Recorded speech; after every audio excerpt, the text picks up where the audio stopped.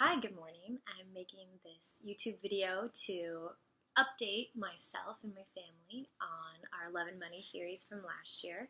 I created the Love and Money series and did one episode with my husband because we were just starting our journey. We got married in April 2015, and we had some really creative strategies for how we were managing our finances because I was also moving into personal finance and being a personal financial planner with the CFP designation. In the process, I discovered that in relationships, there's something interesting that happens when one person is particularly fond of finances. And I'm not the first to document this, but we tend to attract our opposite. So in many ways, my husband was ill-suited, I'd say, in a financial sense. No problem with revenue, but profit margins and just kind of record keeping turned out to be an issue. We also had another development coming April of this year. So we got married in May 2015. In April 2016, Leah Mae Prindle, our little girl, joined us. She's 11 weeks old today, actually, and she's an absolute delight. I'd love to chronicle some of our parenting and financial matters as well. But long story short, in about 14 months of our lives, well, I had always, and I've written about this on my blog, I'd always suspected that my husband had some financial matters that needed sorting. Turns out he had many years of business and personal tax years that he did not file for, incurring a bunch of debt. When you get married, you often combine accounts, and I found out because I had my accounts garnished.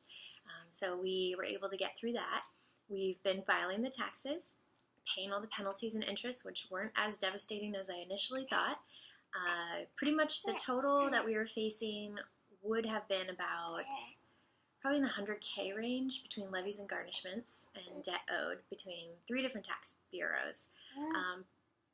Some redeeming qualities about my husband are that he has always been focused on entrepreneurial work, building businesses that are profitable, revenue generation, cares about his family and being a provider, and we don't live extravagantly by any means.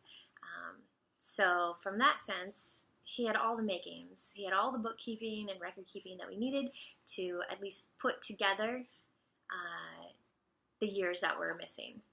So we're still in this process, and the tax bureaus are largely, and I can recommend a book actually if you have more personal debt with the tax agencies, but this was business personal. We had under $10,000 of consumer debt between car loans and credit cards, so that was easily wiped away. And our credit reports, mine's obviously stellar and over 800. My husband's is not as much, but it's been improving since we've been working on everything. But I'll also go into some tips and strategies on how we're cleaning up his credit, because we're also getting into rental real estate investment, and we have some new journeys there. We're actually waiting for an offer to come back, whether we've been accepted for it or not, and I can go into those details as well. So 14 short months. We have been married. We are paying down debt, cleaning up our credit reports. Also, I write about this more in our blog, but it took a while for me when I discovered I was pregnant and the fact that my husband had about, over 100K of tax debt to worry about, to kind of get over some resentment. It took a few short months. I was pregnant, so I had some happy hormones going through my body, which is a very fortunate thing for my sake, because I was able to understand and forgive and move on and learn a ton. I feel like I can help any business owner that has the focus on revenue and building a strong business, and help them with exit strategies and cleaning up past business issues from a record-keeping standpoint. Also, as a marriage, we're stronger than ever. Being new parents, we have new challenges, but we have found everything from backing up our computers regularly to having access to each other's accounts consistently, which takes a lot of trust. It's not for every couple, but for us, 100% transparency is the only way that we can become more than just two people together. We're a relationship. 1 + 1 actually equals more than 2 when you have 2 heads. And now we're 3, right? Oh, little Leah. So that's the long update of where we're at. We'll probably have more videos with him. We're waiting on our rental real estate offer, and we have gone from over 100K in debt to probably around, I'd say, less than 30K. And it should be all figured out, and we should be current on filing taxes proactively. If you don't already know, if you're a business owner, you actually need to be paying taxes quarterly. At the very least quarterly. So for, let's say you make 100K in a year, you have to pay taxes on 25K of it each quarter.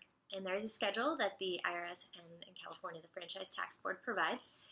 My husband also has one employee, so we have Employment Development Office or Department, so EDD in here, and we have to pay corresponding payroll taxes there.